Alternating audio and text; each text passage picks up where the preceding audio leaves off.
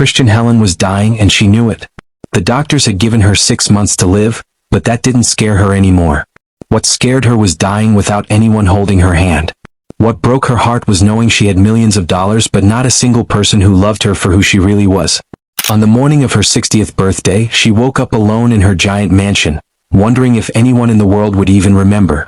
Her children had forgotten her birthday. Her sister never called anymore. But then something unexpected happened.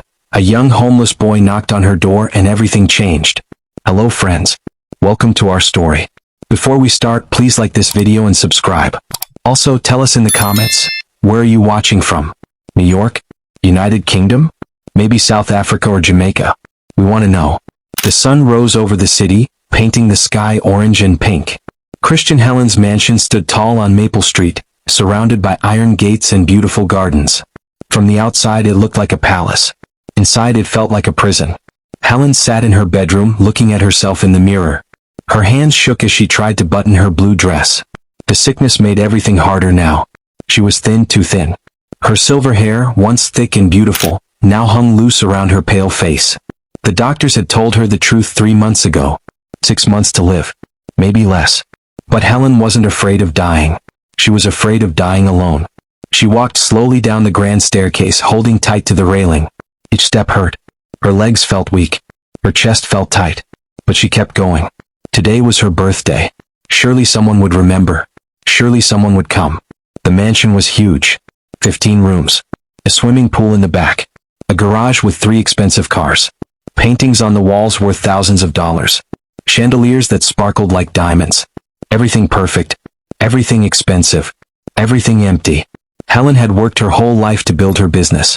She started with nothing and became one of the richest women in the city. She sold luxury furniture to rich people all over the country. She made smart deals. She never gave up. And she became a millionaire before she turned 40. She did it all for her family. For her 2 children, Janet and Jacob. She wanted to give them the best life possible. The best schools. The best clothes. The best future. But somewhere along the way something went wrong. Janet, her 35-year-old daughter, used to call every day when she was younger. "Mommy, I love you," she would say. "You're the best mom in the world." But now, Janet only called when she needed money. For a new car. For a vacation. For designer bags and shoes. She lived across town but visited maybe once a month. And when she did visit, she spent the whole time on her phone, barely looking at her mother. Jacob, her 32-year-old son, was even worse. He took money from Helen's business account without asking. He threw parties with his friends and spent thousands of dollars in one night. When Helen tried to talk to him about it, he would get angry. "It's my inheritance anyway," he would say coldly. "Why do I have to wait until you're dead to enjoy it?" Those words had cut Helen deeper than any knife. Then there was Vivian, Helen's younger sister. They grew up poor together, sharing one small room, one old blanket, dreaming of better days. When Helen became successful, she helped Vivian. She paid for Vivian's house. She gave her money every month. She thought sisters were supposed to stick together forever. But Vivian became jealous. She wanted more. She wanted what Helen had. And slowly, she stopped being a sister and became a stranger who only smiled when she wanted something. Helen reached the bottom of the stairs and walked into the dining room.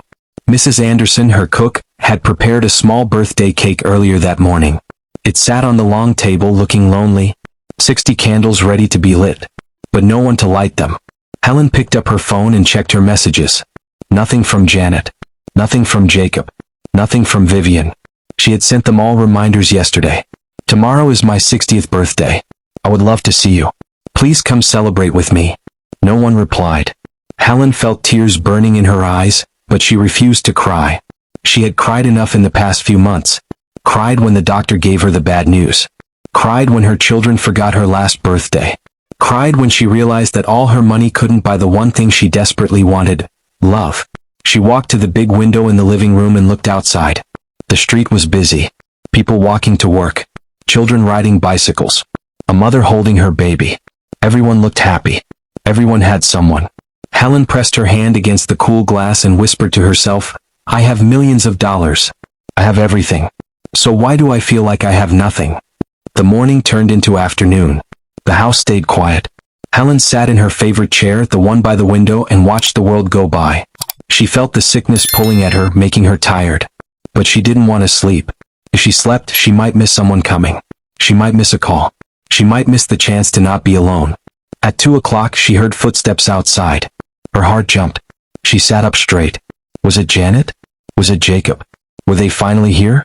But the footsteps passed by. Just a delivery man dropping off a package next door. Helen's heart sank again. By 3 o'clock, the sun was burning hot outside. Helen felt weak. She wanted to eat something, but she had no appetite. She wanted to call someone, but who would answer? She wanted to cry, but she had no tears left. Then, through the window, she saw him.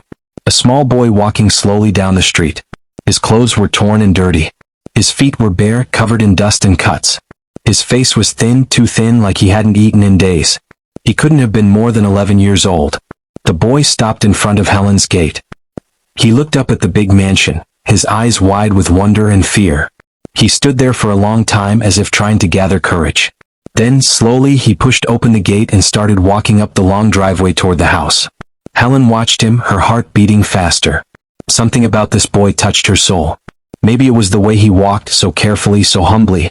Maybe it was the sadness in his young eyes. Or maybe it was because, at that moment, Helen saw herself in him. Alone. Hungry. Desperate for kindness.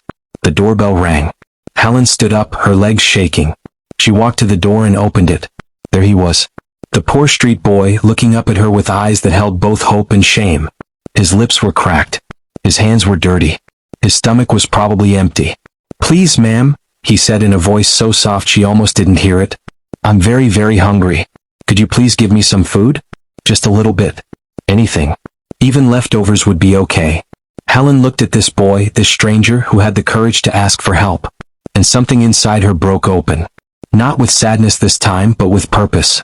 For the first time all day she smiled. A real smile. "What's your name, child?" she asked gently. "Francis, ma'am," the boy replied, looking down at his dirty feet.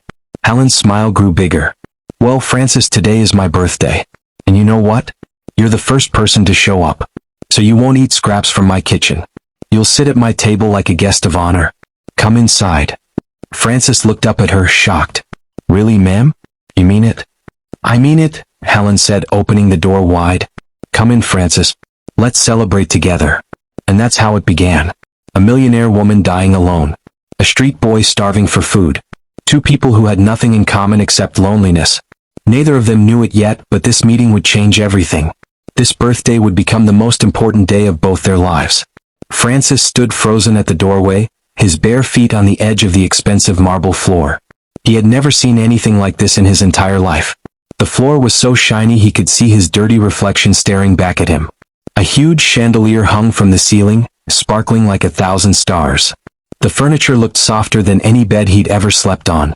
"Come on in, don't be shy," Helen said warmly, noticing how scared he looked. "But ma'am," Francis whispered, looking down at his filthy feet. "I'm too dirty. I'll mess up your beautiful house." Helen's heart melted even more. This boy who had nothing was worried about ruining her things. Her own children, who had everything, never cared about anything she owned. They broke things, stained things, and never even said sorry. "Francis, listen to me," Helen said, bending down a little to look him in the eyes. "You are a guest in my home. Guests are always welcome, no matter what they look like. Now come inside before I change my mind about that chocolate cake in the kitchen." "Chocolate cake?" Francis's eyes went wide. He couldn't remember the last time he had cake. Maybe when he was 5 years old, before his parents died. That felt like a lifetime ago. Slowly, carefully, Francis stepped inside. He tried to walk on his tiptoes so his dirty feet wouldn't touch too much of the floor. Helen watched him and smiled sadly. When was the last time someone showed such respect in her home? "Wait here," Helen said, and she disappeared down a hallway. Francis stood in the entrance, looking around in amazement. There were paintings on the walls that looked like they belonged in museums. A grand staircase curved up to the second floor like something from a fairy tale. Through a doorway he could see a dining room with a table so long it could seat 20 people.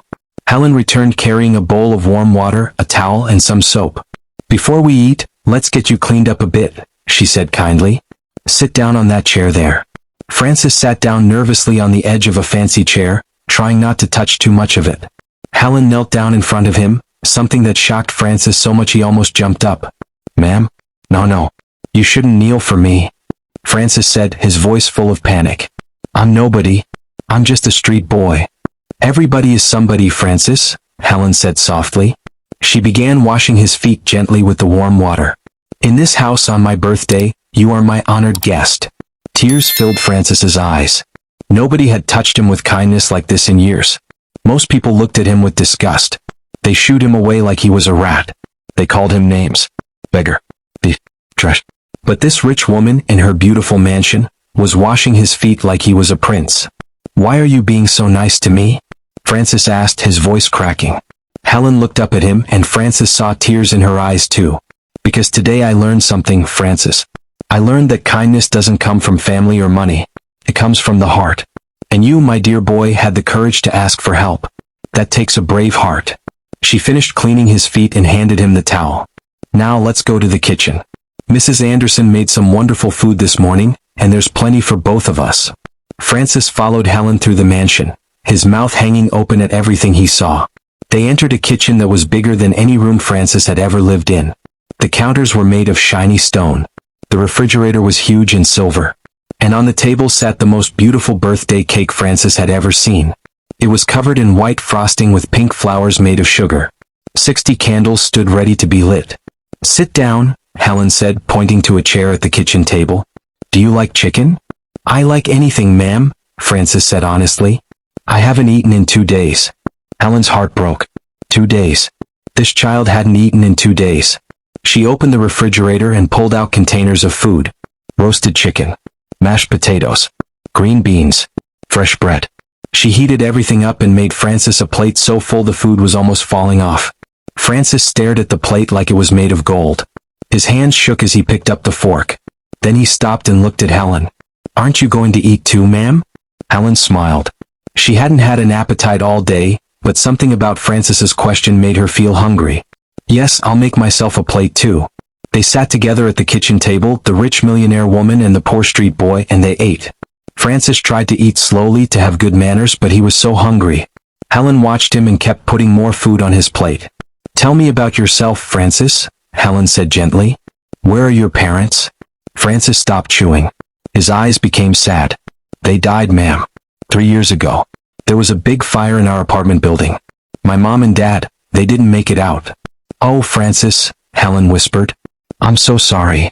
After that, I lived with my uncle for a while, Francis continued, his voice quiet. But he didn't want me. He said I was too expensive to feed. So he told me to leave. I've been living on the streets ever since. I sleep in doorways. Sometimes the church lets me sleep on their steps. I look for food in trash cans. Sometimes people give me money or food. Most times they don't. Helen felt tears running down her cheeks. This child, only 11 years old, had suffered so much. And yet, there was still light in his eyes. Still hope. Do you go to school? Helen asked. Francis shook his head. No, ma'am. I used to love school. I was good at reading and math. But after my parents died, I had to stop. You can't go to school when you don't have a home or clean clothes or food. What do you dream about, Francis? Helen asked. If you could have anything in the world, what would it be? Francis thought for a moment, chewing slowly on a piece of chicken. I dream about having a family again. Not a rich family. Just people who love me. I dream about going back to school. I dream about having a bed to sleep in and food to eat every day. I dream about becoming someone important one day so I can help other kids like me who have nobody. Helen wiped her tears. Here was a child who had every reason to be angry, bitter, and hateful. But instead, he dreamed of helping others. He dreamed of love and education and making the world better. Those are beautiful dreams, Francis, Helen said. And I believe dreams can come true. Do you really think so, ma'am? Francis asked, his eyes full of hope. I know so, Helen said firmly. They finished eating and Helen brought out the birthday cake. Francis, would you like to help me celebrate? Me? But it's your birthday, ma'am. And you're my guest, Helen said, placing the cake between them. Let's light these candles together. Helen lit all 60 candles, and they flickered in the kitchen like tiny stars. Francis stared at them in wonder. Now we're supposed to sing Happy Birthday, Helen said. But I'll feel silly singing to myself. Will you sing with me? Francis nodded eagerly. And there, in that big kitchen, a poor street boy and a dying millionaire sang Happy Birthday together. Francis's voice was young and clear. Helen's voice was soft and tired. But together they made the most beautiful sound Helen had heard in years. Make a wish, ma'am, Francis said excitedly. You have to make a wish before you blow out the candles. Helen closed her eyes. She had so many wishes. She wished she wasn't sick. She wished her children loved her. She wished she wasn't so lonely. But as she stood there with Francis beside her, she made a different wish. She wished that this boy, this pure-hearted, brave, kind boy, would have a chance at a better life. She opened her eyes and blew out the candles. Francis clapped and cheered like it was the greatest thing he'd ever seen. They ate cake together, laughing as frosting got on their faces. Francis told Helen stories about the funny things he'd seen on the streets. Helen told Francis stories about when she was young and poor, just like him, and how she worked hard to build her business. You were poor once, ma'am? Francis asked, surprised. Very poor, Helen said. My sister Vivian and I shared one dress between us. We ate rice and beans every single day. But I never gave up. I dreamed of a better life and I worked hard to get it. That's amazing, Francis said with admiration. You're like a superhero. Helen laughed, really laughed for the first time in months. I'm no superhero, Francis. I'm just a person who kept going even when things were hard. That's what makes you a superhero, Francis said seriously. They talked for hours. About life. About dreams. About God and faith. Francis told Helen how he prayed every night, even though he slept on cold streets. I believe God has a plan for me, he said. I don't know what it is yet, but I believe it. Helen was amazed. This child had more faith than anyone she knew. As the sun began to set, painting the sky orange and purple, Francis stood up. I should go, ma'am. Thank you so much for the food and for being so kind to me. This was the best day I've had in 3 years. Where will you sleep tonight? Helen asked, worried. Oh, there's a spot behind the library where they have a vent that blows warm air, Francis said casually. It's not too bad. Helen's heart hurt. She couldn't let this child sleep on the streets. Not tonight. Not after the gift he had given her. The gift of company, of kindness, of reminding her that good people still existed in the world. Francis, Helen said carefully, how would you like to stay here tonight? Francis's eyes went wide with shock. Stay here? In your house, ma'am? Are you sure? I'm very sure, Helen said with a warm smile. I have 15 bedrooms in this mansion and all of them are empty. You can pick whichever one you like. And tomorrow morning we'll have breakfast together. Francis couldn't believe what he was hearing. A real bed? A safe place to sleep? It seemed too good to be true. But ma'am, what if your family comes? Won't they be angry? Helen's smile faded a little. She looked out the window at the darkening sky. My family didn't come today, Francis. And I don't think they will. But it's your birthday, Francis said, confused. How could they not come? Helen sighed deeply. Sometimes, Francis, people forget what's important.